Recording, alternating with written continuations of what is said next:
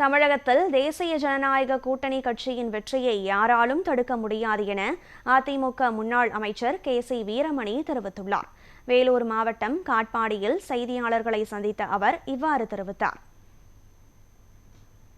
எங்கு பார்த்தாலும் சந்து கொண்டு எங்கு இருந்தாலும் எல்லாருடைய மனசிலும் எல்லா மக்களும் பேசக்கூடிய பேச்சு அண்ணா திராவிட முன்னேற்ற கழக வேட்பாளர் ராமு ராமு ராமு என்பதால் இன்றைக்கு மக்கள் குரல் கொடுத்துக் கொண்டிருக்கிறார்.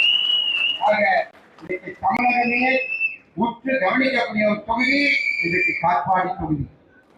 ஆனால் இந்த முறை அப்படி நடக்காது. பலாயிரம் வாக்குகள் வித்தியாசத்திலே தம்பி ராமு அவர்கள் வெற்றி பெறுவார். மக்கள் நீங்கள் பார்க்கதான் போகிறீர்கள்.